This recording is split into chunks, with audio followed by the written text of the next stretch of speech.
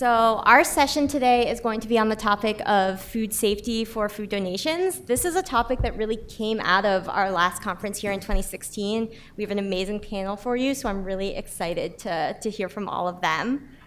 I realized I didn't introduce myself. You've probably seen me everywhere giving logistical announcements, but my name is Katie. I'm a clinical fellow here at the Harvard Food Law and Policy Clinic. And as an overview of what we're going to talk about today, I'm going to give a brief overview of a report that came out of our work at the last conference that everyone here was just immensely involved and helpful on. So I'm going to present some of those results and then pass it off to each of our panelists to give a brief presentation. Our speakers today, we have Mitzi Baum, Managing Director of Food Safety at Feeding America, Karen Franczyk, Green Mission Coordinator, North Atlantic Region of Whole Foods Market. We have Steve Dietz, Director of Business Development at Food Donation Connection, and Kevin Smith, Senior Advisor in the Office of Food Safety at the U.S. Food and Drug Administration. So they'll each give a brief presentation. We'll have time for a couple of questions, and then we're really excited to have a little bit more interaction today. We're going to do an exercise, get you all in some small groups, get you moving around and reporting back. So you have some information about the exercise on each of your tables, but I'll also put it up on the slide and we'll walk through it when we get there. But to start, I'm going to talk briefly about this report that we all worked on.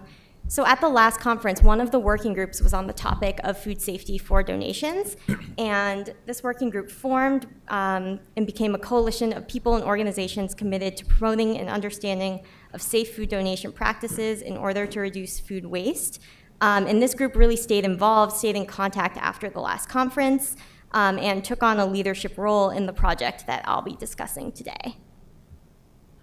So the background, the issue that really came to light when we met here in 2016 is just a general sense of confusion about food safety procedures as they apply to donations. So what is required to donate food safely and in compliance with the law?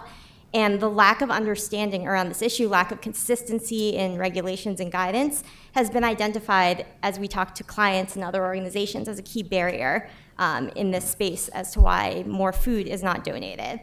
And we realized that there wasn't really good data on what the legal landscape looked like in this area.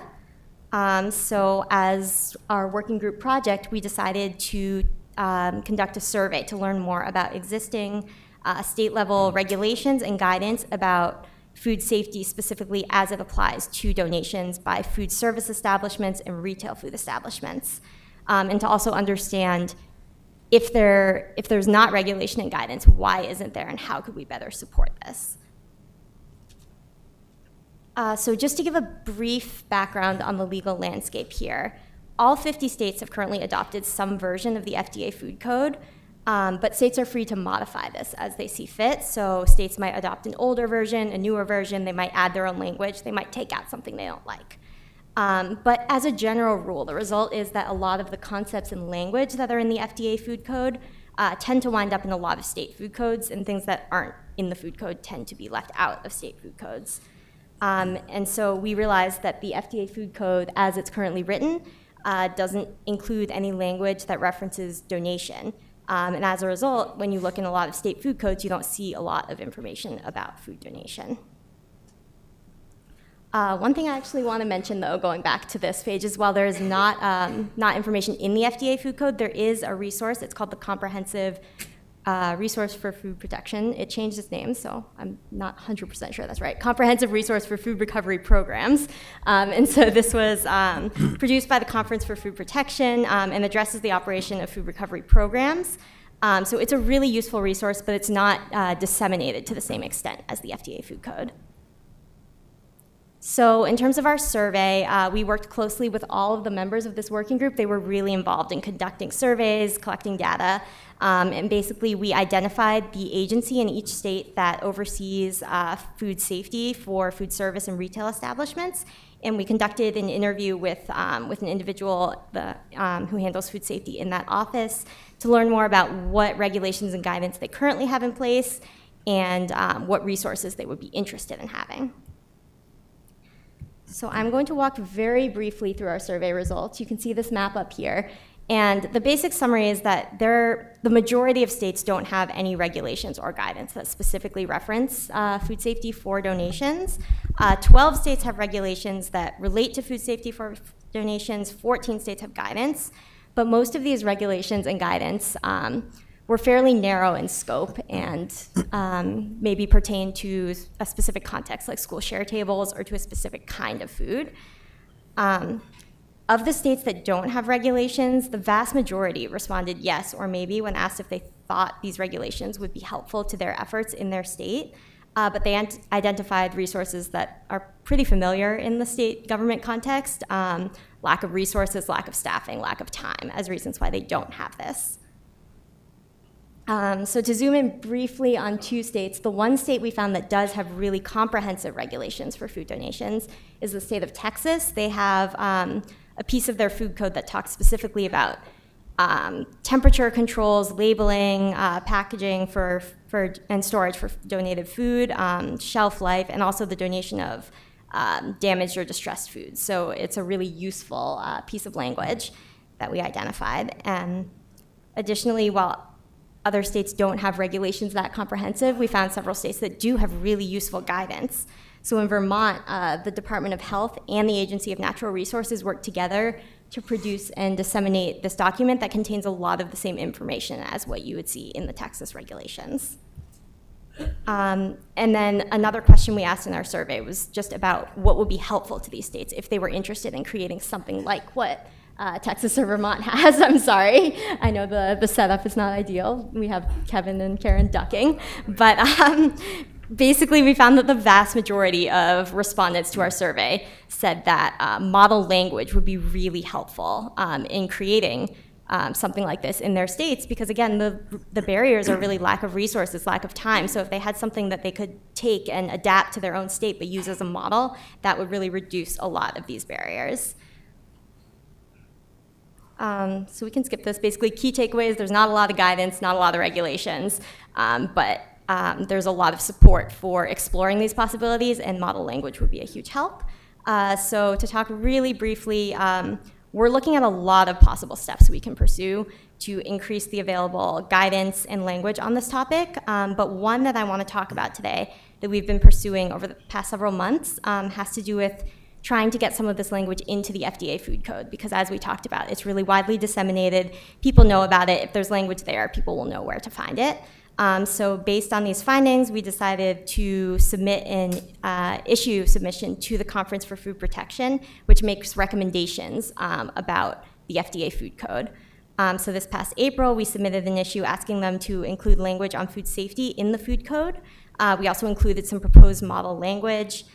And I want to give a huge shout out to Kevin and Mitzi, who were just integral to getting that submission heard and to walking us through the process. This was new for us, but I think it went really well. And after hearing our issue, the CFP decided to recommend a very small change to the language that would basically acknowledge that donation is a practice that food establishments engage in. And they also decided to form a committee to study this further to evaluate opportunities to include language in the food code. So we're really excited about that. The committee is currently in formation, but that's something that will be ongoing. So I'm going to end there and pass it off to our panelists, who are going to talk a little bit more about how they address these food safety challenges in their work and how this impacts them. And I will come back up to explain the exercise at the end. So I think first up, we're going to have Mitzi.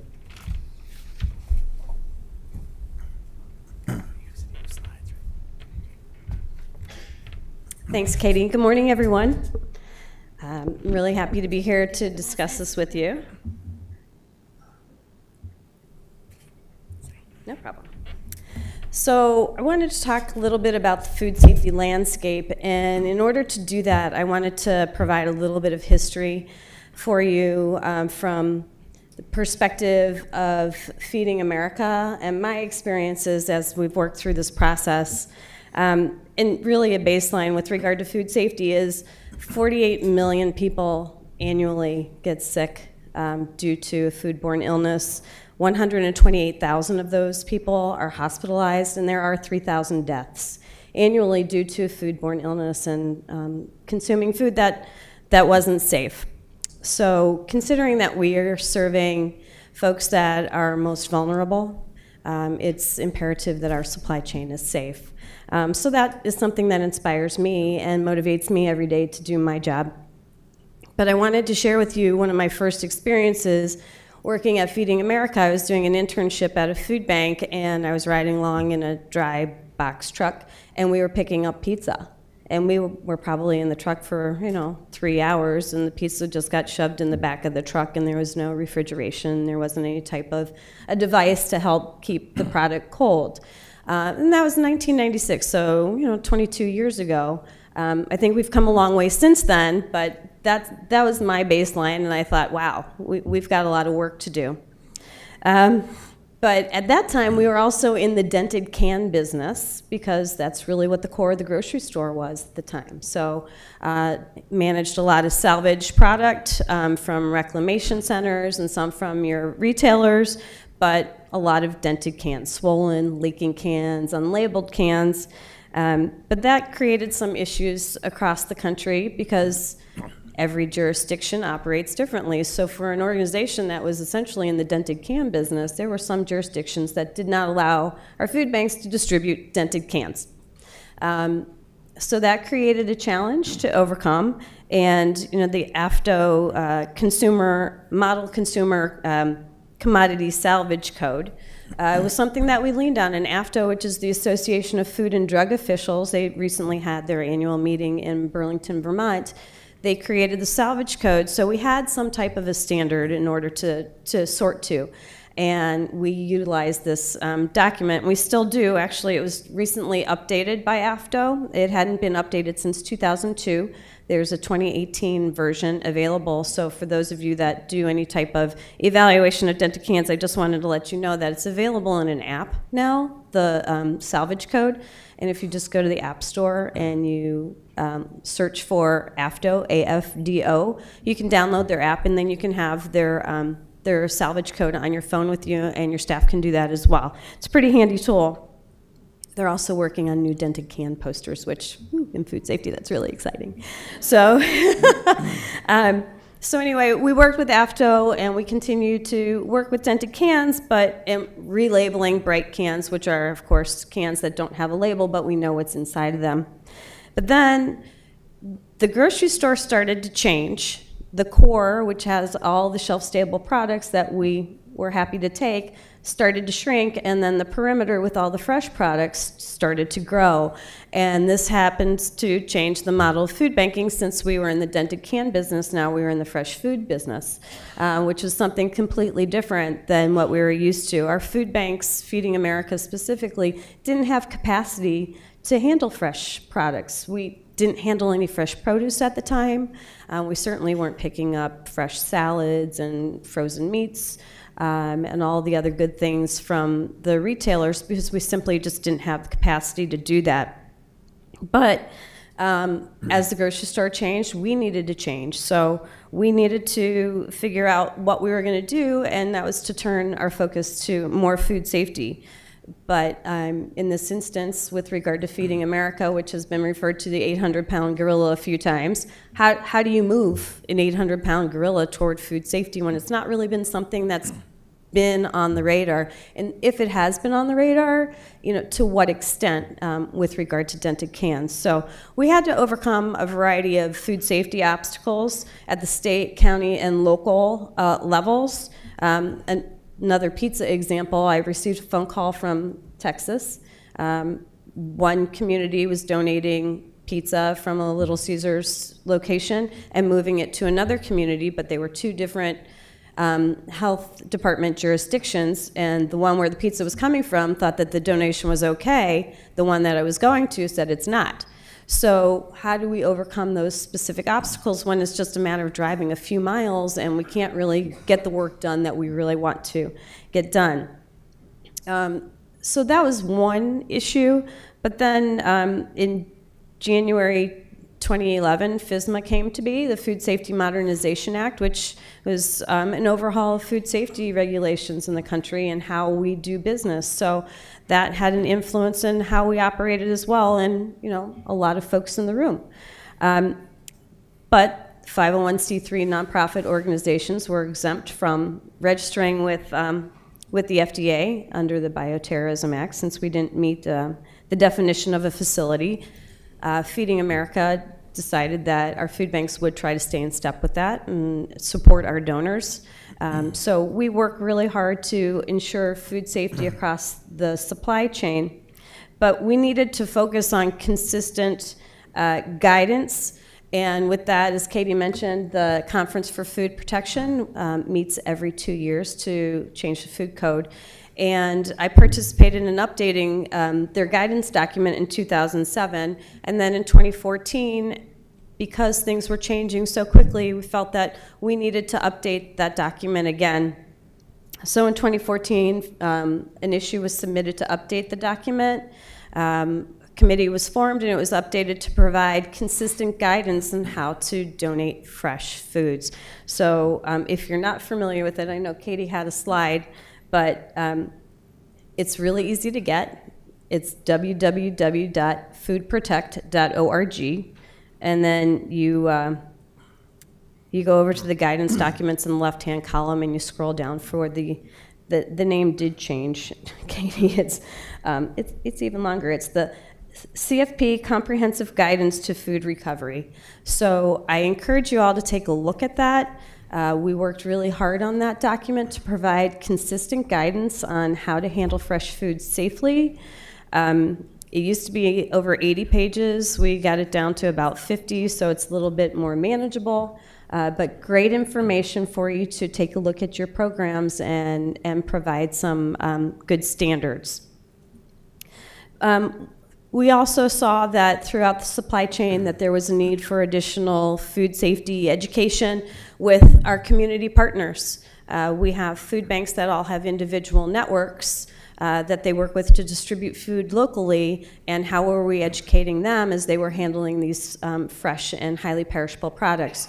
So we worked in partnership with the National Restaurant Association to create the Serve Safe Food Handler Guide for Food Banking. We changed all the images in the book to show folks that worked in food banks and agencies, and these images were much more relatable than chef coats and chef hats, and that's really not what we do. And we talk about how we handle receiving products and products that might not be as good as we want them to be, how to transport the products. So I encourage you to take a look at that as well as a resource that's available to everyone. We also worked, because we know there's a lot of food being wasted at manufacturing, and we worked with USDA to educate them on what the needs are and how to reduce food that's fit for human consumption, but it's economically adulterated. It might have the wrong label on it because the product came in at the wrong spec weight. But that product used to have to go through a 90-day period to get a new label on it. USDA passed Directive 7020.1 that would move that product directly off of the manufacturing floor and directly to donation without having to wait the 90 days for a new label. So we've had some success at the national level with that as well. Again, with regard to food safety and how you build it and how we get to where we are today with the Conference for Food Protection, continuing to challenge food donation in the supply chain. So when Harvard Law School Food Law and Policy Clinic started doing work in this space, we were really happy to participate. We participated in a small way in the dating game paper that they did with NRDC. But as this donation committee came together, it was something that we felt was really important for us to focus on at the national level. So we participated in the survey and we wanted to get some consistent guidelines. So all food is equal in the pipeline, and sometimes we forget that at the supply chain it doesn't end at the retail, but it continues on to us, and there is an extension. So as Katie said, we submitted an issue. The committee has been formed. I'm a co-chair with Sandra Craig of the South Carolina Department of Health and Environmental Control, and our charges for that committee will be evaluating the existing materials, AFTO guidance, CFP, and other relevant guidelines to update as needed, identify the best practices for handling and storage and labeling for food donation, examine existing state regulations that address food safety procedures for donation, and recommend any necessary language changes to the FDA food code. So we're really excited about the potential as we move forward and how we continue to provide safety in the supply chain. Thank you.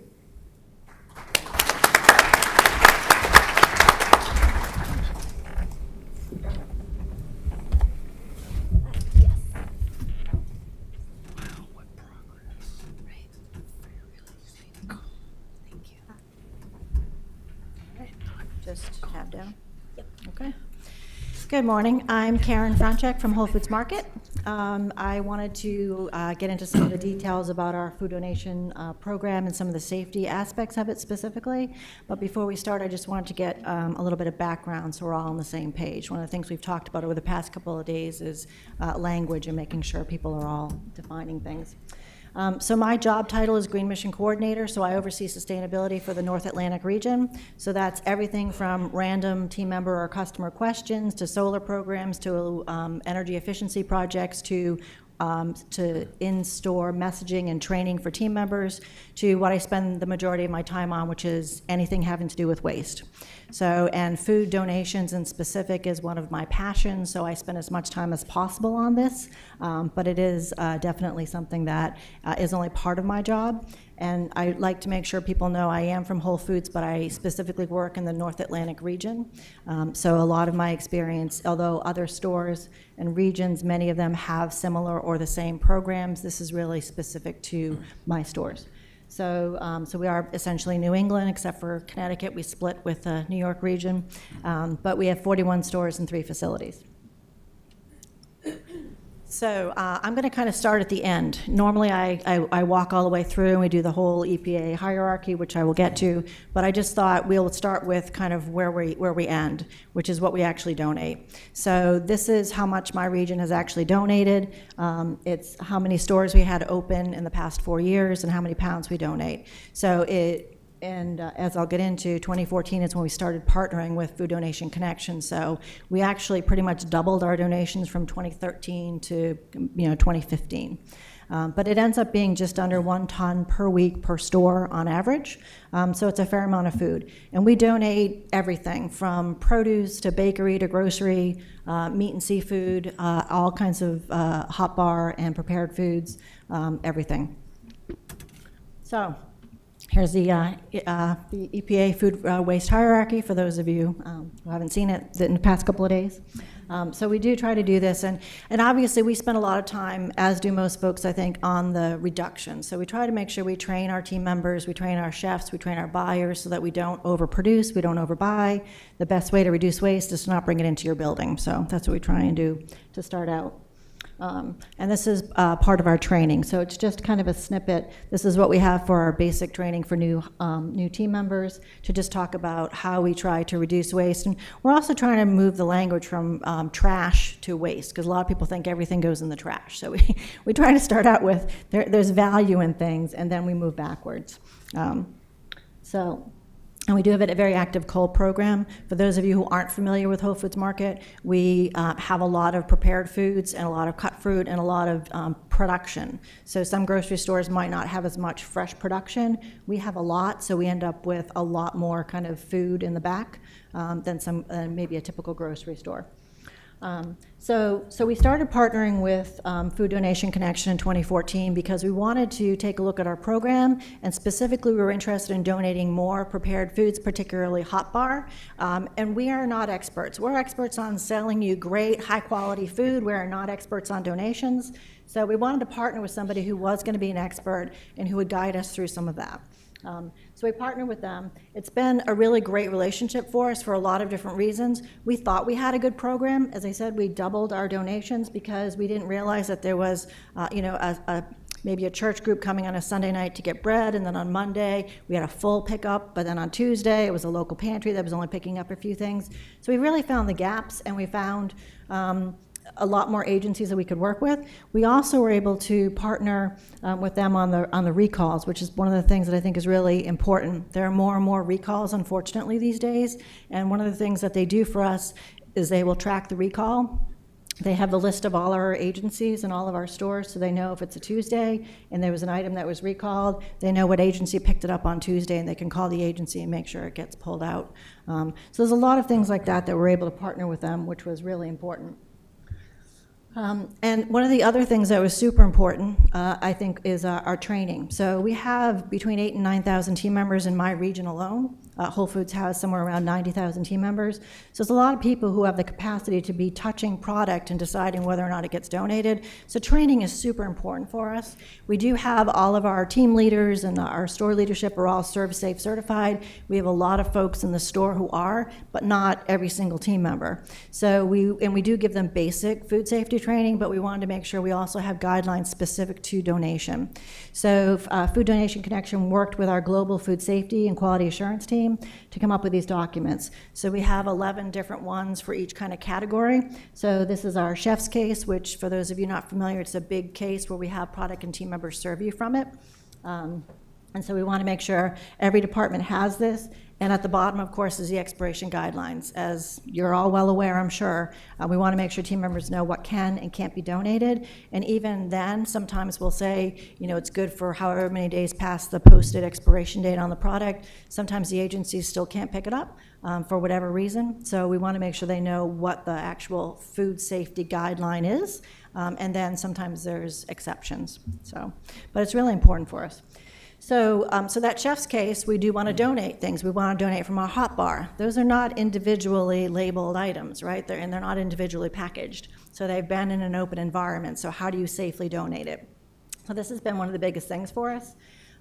So again, Food Donation Connection has this bag, and this is what the allergen warning label is on all the bags. So anything that is not individually packaged and has all the ingredients on it needs to go in one of these bags. And that's for two reasons. One is to make sure that whoever is receiving it understands that it was held in an open environment, so it could have cross-contamination, even if it seems pretty straightforward. If it's mac and cheese, shouldn't be any peanuts in there, so you should be okay, but it's coming from an open case, so there could be a possibility. So we really want to make sure, and if you're shopping in our store, that's what we're telling you. If you come to us and say, I have a peanut allergy, but that looks really good, there's no peanuts, right?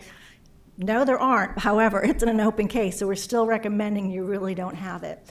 And we don't have the ingredients. But the other thing we've done, because a lot of our the local boards of health want to know what it is, or they want people to be able to get the ingredient list. So what we do is we give Food Donation Connection the complete list of ingredients. It used to be actually once a year, but now it's once a quarter. We're getting better about it. But once a quarter, we give them a complete list. So all of our hot bars in this region have mac and cheese that's made from the same vendor. So they just have the list of mac and cheese. Here's all the ingredients. So if any agency wants it, they just have to contact them and they can get the actual ingredients. So those are a few of the workarounds we found so that we can donate that food. And then the other part of it is that we make sure that we freeze it. This is one of the things that they were able to do for us, is to help us to figure out what to freeze. So we actually freeze all of our hot bar when we pull it. I think one of the biggest takeaways, I guess, for us from this is that we feel like we do a really good job selling good, high quality food every day, and that it's safe for all of you to come into our stores and buy. So we essentially want to make sure we're doing the same thing for anything that we're going to donate. So we basically, our basic message to our team members is if it's supposed to be refrigerated for sale, it stays refrigerated to donate. And we have temp logs we take every couple of hours. So we're making sure we're maintaining all of that. So for our hot bar, we temp it right before we pull it. We freeze it overnight to make sure it gets to frozen, and it's donated frozen, and it's received frozen, and it stays frozen until the actual end recipient gets it. We also freeze our meat and seafood. That was a change. We were doing some of it raw, but we do all of it frozen now, so that's been really helpful. And this is one of our local partners, so Food for Free. We also work with Love and Spoonfuls. Those are two larger organizations that we love. They're great partnerships. And they are larger agencies that come and pick up from our stores every day. So we don't have 4 different local agencies coming. Not that we don't love our 4 local agencies, but they're going to come and they're going to bring it to those 4 agencies so that we don't have to have all of that. So as a grocery store, it's a lot easier when it can be streamlined, and we can work with partners like that. And we know that they're doing a good job training their folks so that we don't have to worry about who's coming into our store. Team member morale is a huge thing for this program. This is a picture that Steve actually took in one of our stores the night we rolled out the program. So all of that on the cart is hot bar that was being pulled that would have gone into compost. Yes, compost is great, but it's not the same, and team members know it. So when they can actually take that and make sure it gets donated, it just makes a world of difference. So that's pretty much it. The only other thing I wanted to say, I know I'm out of time, is that there's a few things that we don't donate for food safety reasons. So we don't donate any sprouts, we don't donate anything shelled, so no oysters, clams, etc. We don't donate any raw ground beef, and I think I'm missing one. Steve will come up with it if there's another one I'm missing. But that's a few things. Oh, I'm sorry, it's pizza. So we don't do anything that's time held. So we hold all of our pizza by how much time instead of temperature. Anything that's time held, we've chosen to not donate, and we just do temperature held. So that's it for me. Thank you.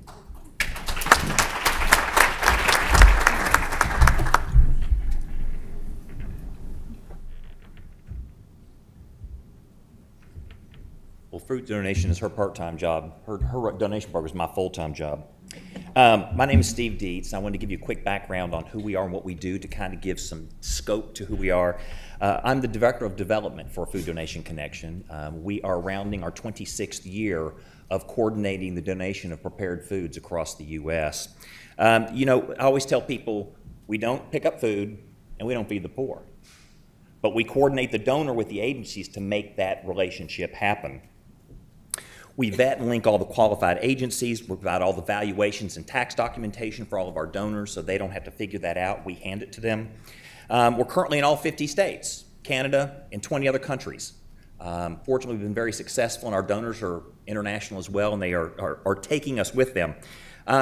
We're currently getting donations on a weekly basis from a little over 22,000 donating locations in the U.S. alone. That food goes to about 14,000 agencies. Many of them are here that we work with today. And, you know, we deal with a lot of people you may know. Yum Brands, all Darden restaurants, all Bloomin' Brands restaurants, Cheesecake Factories, Chipotle's, HMS Toast, we're in 86 airports actually, Wawa, for those of you who know who Wawa is. We do Papa John's Pizza, we do McDonald's, a lot of you heard yesterday, and we do Chick-fil-A.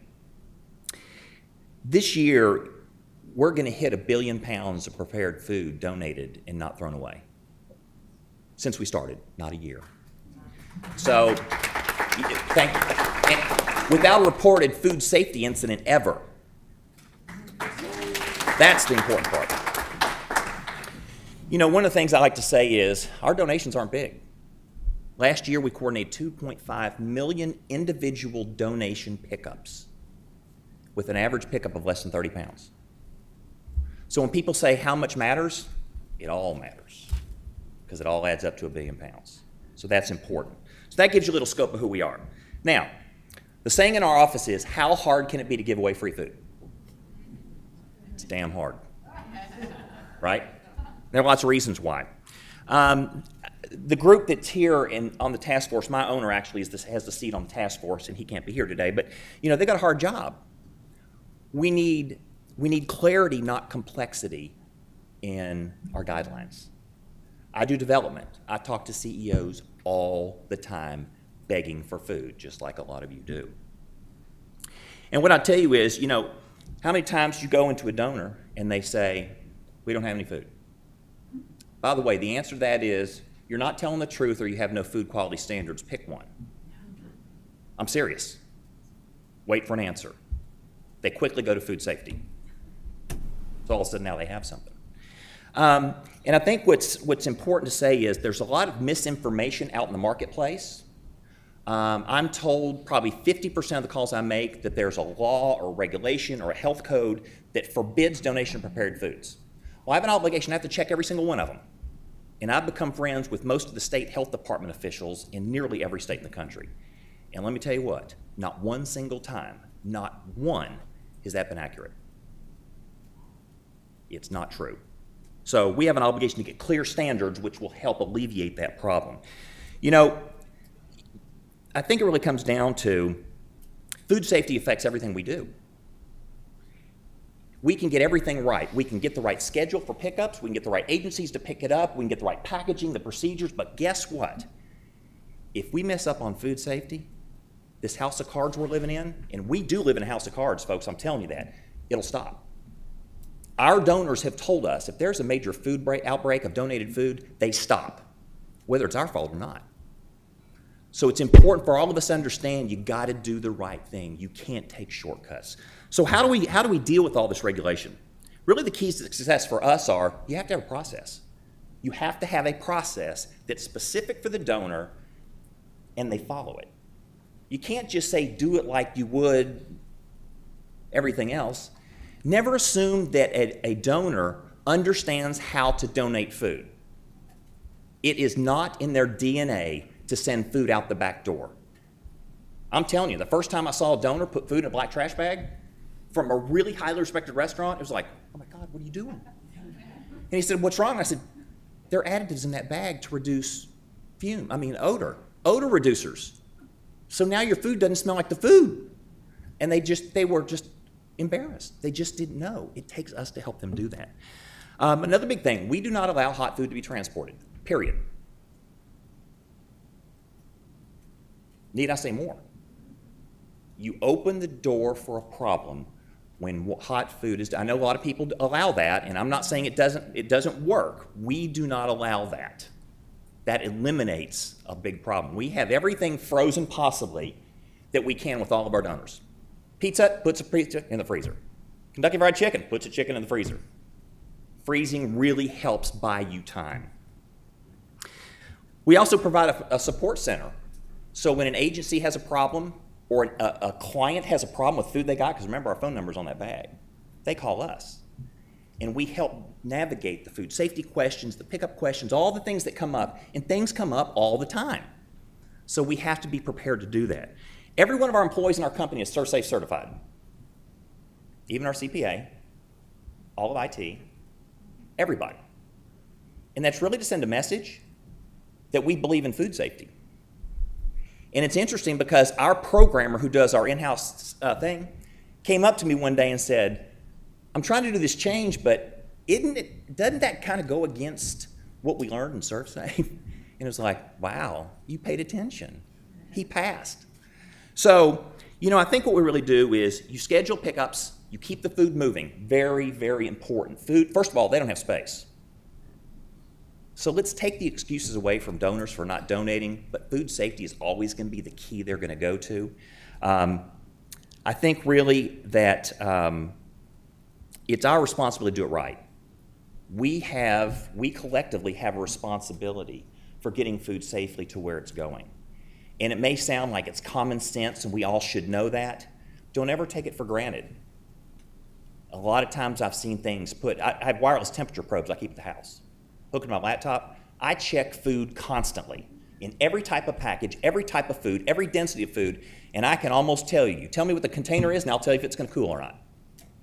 You have to take those steps. So when I go to Whole Foods, I say, your mac and cheese in that bag will cool in plenty of time to meet food code.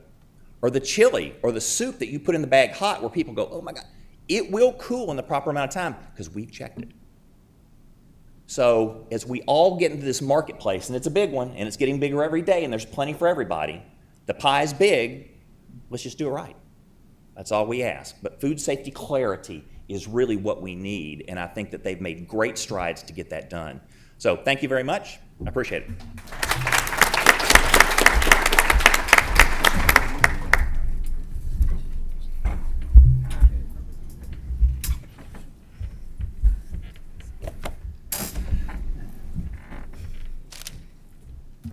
Good morning, everyone.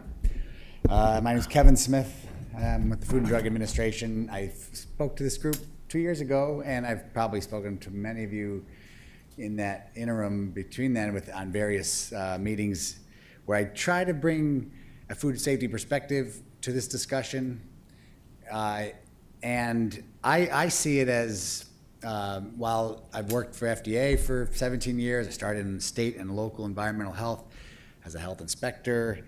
Food safety's kind of been the thrust of my career. The opportunity to try to help folks understand that food safety concerns do not have to be an obstacle to doing the right thing and addressing problems related to food waste, food insecurity. And so I try to bring what I know about food safety to allay fears as opposed to create fears about what might make someone sick.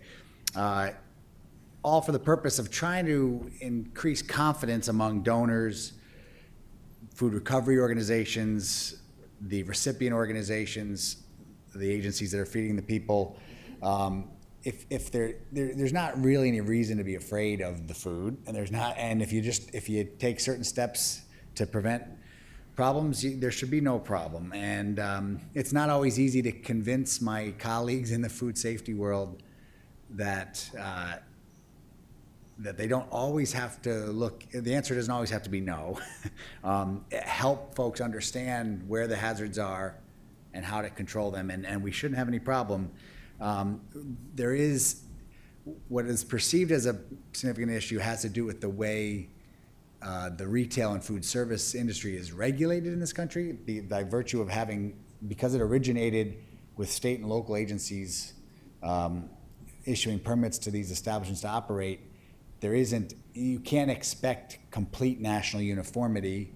There's going to be differences between communities on where they put priorities, and to the degree to which they train their food safety personnel, what they understand as the hazards, and what the pressures are on them to allow organizations to operate differently than what the permit specifically says. Again, food restaurants and food service and retailers, they're permitted to sell food directly to the consumer, but acknowledging that food waste is a significant problem, and this food should not end up in dumpsters, it should end up feeding people that need it. That transitions, it pushes instead of having the consumer that's walking into the front door of the establishment, all of a sudden the supply chain is extended to another organization that takes possession of the food. That changes the dynamic a bit, and sometimes our regulatory systems, our public health systems have a little trouble acknowledging that. And so therefore, if there are concerns, if they're not sure an operator really knows what they're doing in food safety, they might try to put up obstacles. So again, this group, recognizing that there are these challenges, I'm happy to be participating with Katie and everyone on the work group that was established 2 years ago to try to find solutions. The food code has the potential to help the situation, but what the committee here decided was, hey, maybe we need, let's explore the possibility of addressing food donation practices specifically in the food code, in hopes that then that translates to state and local codes. As Katie said, most state and local codes adopt the food code when they can do it. And therefore, if we get language in that code that specifically identifies where the concern should be, then perhaps, and what steps can be taken to prevent any foodborne illness, then we should be okay, right? So we tried that. I think Katie mentioned the Conference for Food Protection as an organization where that FDA relies on to vet changes. FDA publishes the food code. It's the FDA food code, but we reckon it's only valuable if the state and local agencies that inspect and regulate retailers and food service operations adopt it and use it and believe in it and recognize it as a science-based set of requirements. So we use the Conference for Food Protection, which is an organization that brings together state and local regulatory officials as well as the industry and academia to discuss what makes sense for sensible food safety regulation. We decided let's bring this issue to them. Let's have a thought in mind about how we think the food code could be improved, such that it will eliminate confusion out there about what additional controls might have to be in place when a food service or retail establishment wishes to donate food. The food code has a tremendous number of prevention-based requirements. It is saying that if you're going to operate an establishment, you have to take these certain steps to prevent foodborne illness. It's not only saying you can't sell adulterated food or contaminated food.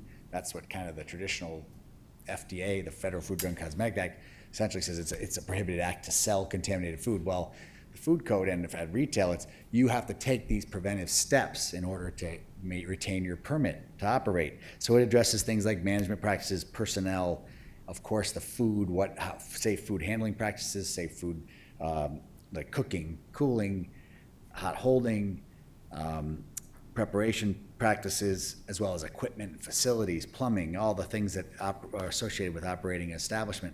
So they're all in there, but they, again, like Katie mentioned, it doesn't specifically mention donation as a practice for which there's specific controls. So we said, well, hey, what would it look like if we were attempting to put in requirements? And so we prepared the issue to bring to the conference and say, hey, here's some possibilities. Mostly our recommendation, as a group, we kind of figured if we can address some of the key questions that we know retailers and food service operations and food recovery organizations struggle with, it has to do with prepared foods that have been hot held or cold held in the facility itself. What has to be done to ensure those are donated safely, especially previously foods that are on display. There's a lot of issues around foods that are on buffets and out exposed to the public. Is it okay? Under what conditions do that have to be displayed and held in order to allow it to subsequently be donated? Storing and transporting the foods that require temperature control for safety. Labeling of donated foods, which Karen's, it was good to see the Whole Foods approach to trying to communicate what you can about the product to the folks that are receiving it downstream. And also clarity with regard to donating foods that have a date label, especially packaged foods, or even date labels that may be placed on in the store itself. What do those date labels mean with regard to donating? When is it acceptable to donate food past the date, and when is it not? These are the types of things we thought would be good to incorporate into, well, at least start a conversation with the regulatory community at large about whether we think regulatory requirements around these things would be helpful, or is guidance and just information related to it adequate? And having talked to a lot of folks in the regulatory community and in the corporate food safety world too, there's different opinions about whether more regulation sounds like it's going to be an obstacle. But others say no, more clarity in regulation will help facilitate more donation. So there's certainly a diversity of opinion on that. We'll see how it goes. I'm encouraged by the conference formed a committee to discuss this. Where can guidance be most effective? What needs to be more codified into a regulatory structure? So that's like what are the approaches for regulation. But in essence, the main thing, what we've found through a lot of extensive research, and that's about to be published, one of the things that's clear is when you have in a food service establishment or a retail establishment, if you embrace the concept of active managerial control for food safety, if you consciously put procedures in place that are designed to control the hazards that might exist, then you're going to comply with the food code or the applicable state or local code, and you're going to protect the people who are eating the food.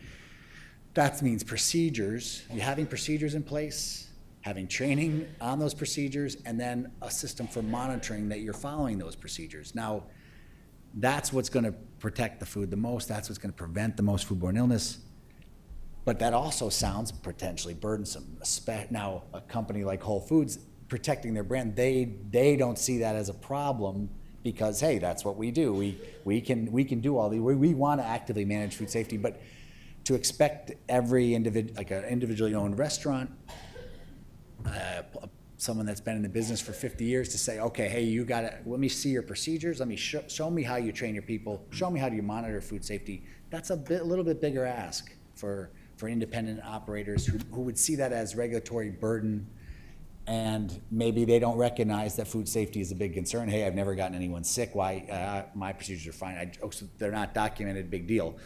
But again, now as we say, we extend the supply chain to another step. You're passing that food along to someone else it's reasonable to expect those who are receiving that food, say, so whether it's Steve's group or whether it's Mitzi, whether it's Feeding America, or whether it's the individual agency feeding the food, feeding the people, they have a reasonable expectation. Hey, what can you? I want confidence I need confidence that you guys have done things right, so that the people that I'm feeding the food are not going to get sick. So I look forward to seeing how this unfolds, where we find the balance between additional regulatory language versus strictly just good recommendation, good practice.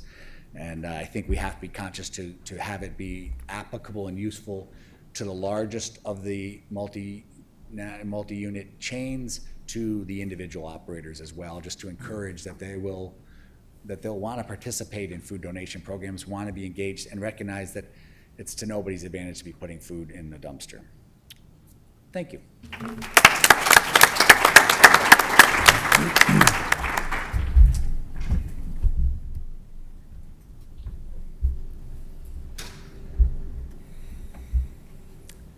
I might actually switch the plan up on you all a tiny bit just because we are running into time constraints. So if it's all right with you all, I was actually hoping we could jump into our exercise and then we could stick around if people have questions. That way we can do the exercise while we have the whole group still here. So we have put on the different tables some discussion questions for all of you. We're hoping if you are at smaller tables, you can maybe consolidate so you have a bigger group. But our hope is that, I don't know why this PowerPoint is still not showing up. It was going to be on the slide. Okay. Well, you have them on your tables, so I'm not going to bother with that. But basically, the hope was that you could, in each group, take on one of two perspectives, either thinking of yourselves as a restaurant, so really in the prepared food and potentially even catering space, or as a retailer, and think about some of the questions specifically. What are the particular food safety concerns in your context with regard to donation? How might they be different than when dealing with other food types? And what information are you going to need to meet these standards and to donate safely? What information do you already have? Where would you find this information? What else is missing? Yes, we have a question. I'm with a farm-based gleaning organization, and I was wondering if we could have a special farm-based gleaning table that talks about it from that perspective. Is that allowed? And that is 100% allowed. So we'll designate it that table. And so the hope, we don't have very much time, but my hope is that you can spend about 5 minutes just discussing among yourselves and then do about 5 minutes of report back just to hear what some of the discussions were. I know that doesn't leave a lot of time, but we're going to do the best we can to get you all off to lunch. Should we go out and help people?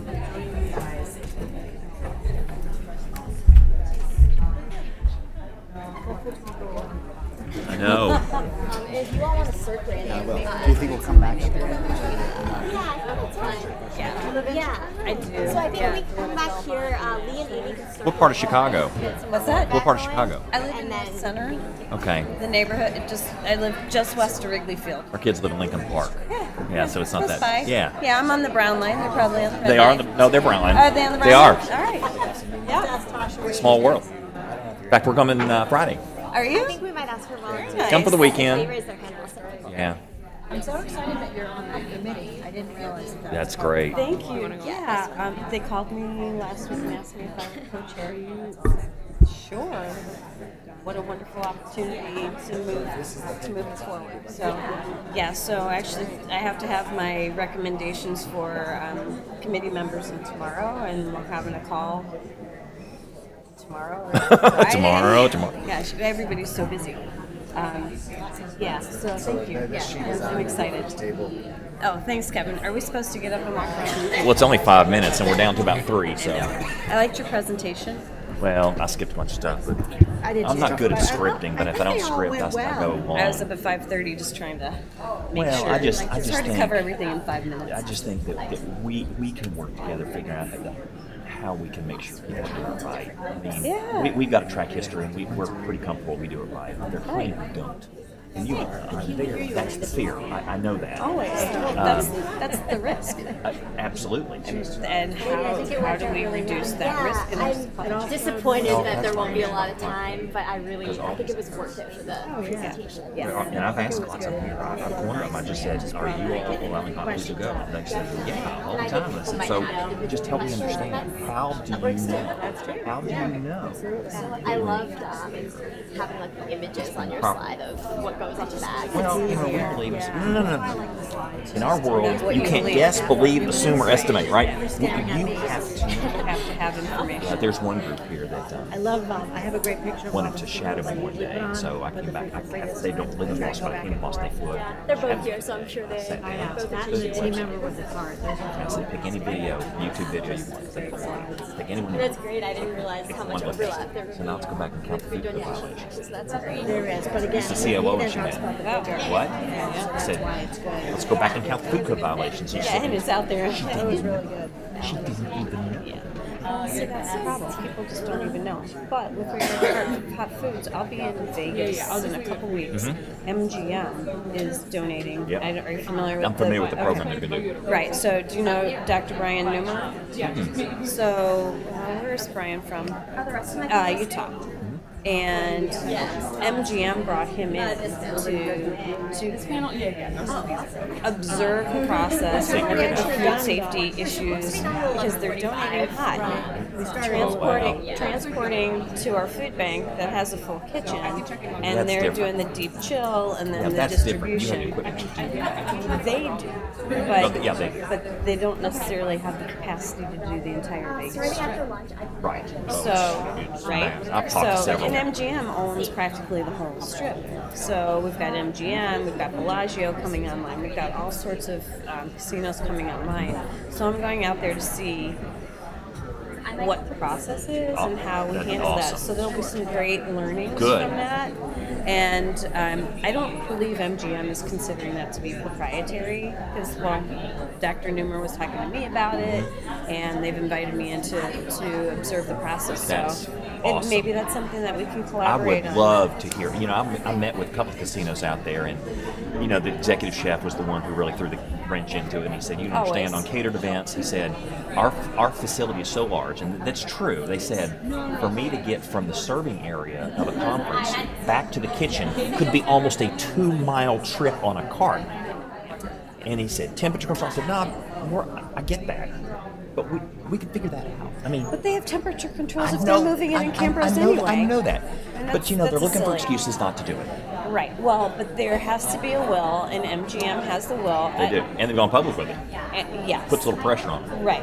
So we'll see how that moves through because they're not just doing Vegas, but they're doing wherever else they have casinos as well. So New Jersey and North Carolina, City, or wherever it is. I'm going to give you one of my cards if you don't mind. I'm out of cards. That's okay. I can find you. Thank you. Oh, sorry.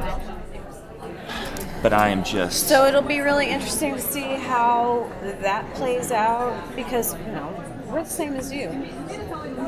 We don't require meats to be frozen, but we sure want it's strongly encouraged. And actually, who just reached out to me? Our attorneys in D.C., they're helping somebody put together donation policies, and they asked me, well, what do you require?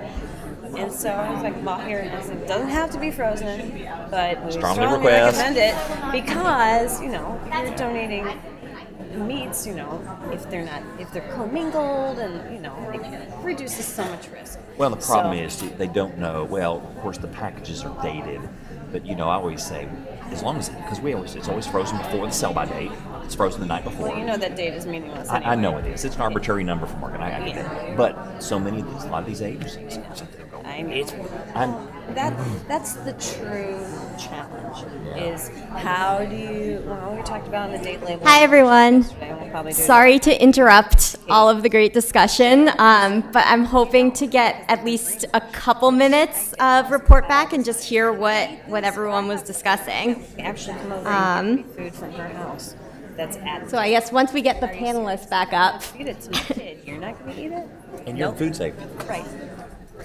That's why coming up with the 2 dates sell by, consume by thing that they're trying to pull together. It's going to be so difficult. I mean, I hope they can do that. Right. but- Yeah, I talked to Emily about that a little bit today. Because from a science perspective, just don't. I have a hard time overcoming letting it get in the way of good. I mean, Okay. Does anyone want to volunteer to give a little summary of what they talked about? because of course from my science, Any volunteers? it's not good enough. But we gotta let it work. If we don't volunteer, I'm going to call in the gleaning group because they volunteered themselves. Do you want? I said if no one else volunteers, I kind of want to hear from you since you created your own group. Our group is awesome. So I think we're just in a unique position because we're dealing with farms who are subject to GAP certification rules and are dealing with FSMA requirements around that. And then we're also dealing with the pantries who are dealing with Feeding America requirements often. And so thinking about our role and how we fit a sort of like food hub role and that we have to have extra layers of accountability around that. And the advice that I had gotten from my state agency was particularly around water and how testing water on farms is a really big issue and making sure the water quality is good. And so we just don't wash anything. And we pack it and we bring it straight to the pantry, and the pantry makes sure that they're notifying their end consumer that they need to wash it in the home, that it's farm fresh produce there. And I even considered creating like template signs for the pantry so that that's something, but they're used to receiving donations from farms anyway, and that's their protocol as well. And so I think that just like really simplifies things, because one of the people at our table was talking about doing water testing, and if we can just avoid that whole thing, then it's much simpler that way. So I think comparing those types of notes and thinking about how we're doing that, or like using reusable totes and making sure that we have sterilizing stations so that we can keep those clean, or using liners for those totes so that we're not doing any cross-contamination. And we also talked about ServSafe certification, how we're all working towards that, or have food safety manager licenses in our state and that kind of thing. So. Can I make a comment, Katie? Yeah, go for it. You guys did great work at your table, and yes, do not wash produce. It completely changes it when you do that. Don't wash it, don't cut it. It's not ready to eat in that form, and so it is on the consumer to wash before they consume to make it ready to eat. So that's a really important piece of information that you need to share, and you're right on.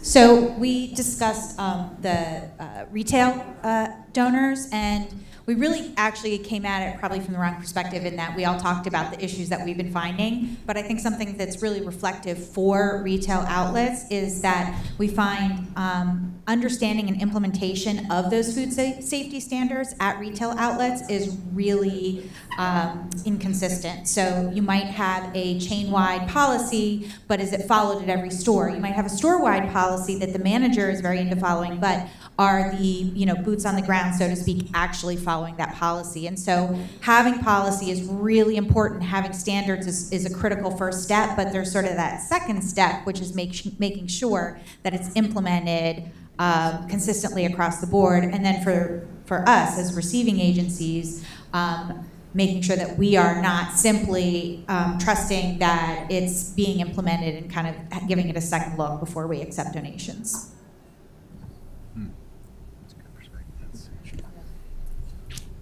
Hi, Marv Zauderer from extrafood.org. We have an extremely talkative table, so we only got through like one of the 10 questions.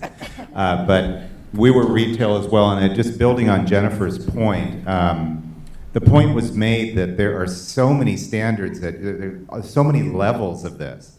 So if you're a retail store, as Jennifer said, there may be, as part of a national chain, the national chain is likely to have standards that obviously as a store you follow or you get fired, right? So there's that. But in addition, you may live in a state where there are state standards. You may live in a county where you probably do live in a county where there are county standards vis-a-vis the authorities there. You may have city or town standards if they're way out there ahead of the curve. And then you have the organizations that are receiving your donated food, which may have additional standards that are not represented in any of those other standards, which is actually true for several of us at this table. So there's like a lot to deal with, which I think is actually an important thing for us to be aware of when we're making this ask of prospective food donors, that like that's one of the things that they may deal with, is having all of that, you know, coming at them at once.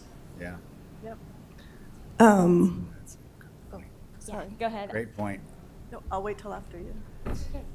Oh, yeah, go ahead. I think we have time for one more, so take it away. And building on what Marv was saying, two things came out of our discussion. One was more guidance, regulations on safety, and the other one was organizations that have standards, something that I've been doing, working with Feeding America, working with food banks across the country for many years, helping them put nutrition standards in place.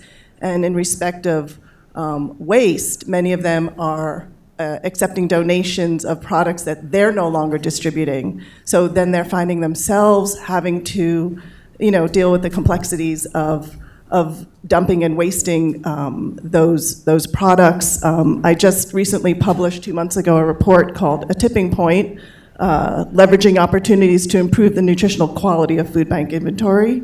And it surveyed food banks across the country about their practices, their policies, and those kinds of implications. And you can find it at our website at Mazone. I'm from Mazone, a Jewish Response to Hunger. Mazone.org, under What We Do, Initiatives Nutrition, you'll find this report. But there's a lot of great work taking place, and I was thrilled yesterday, last night, when Steve said that many of your agencies that you're donating to aren't accepting products that they don't want, which is great. So then, you know, someone else will handle the disposal of those products. But just another issue that came up. Thank you. Great. So I think I'm going to let you all go to lunch because we are a couple minutes over, but I'm going to ask the panelists to stick around for a couple of minutes. If you all have questions, feel free to come up. And if you just want to give the panel one more round of applause, thank you all so much.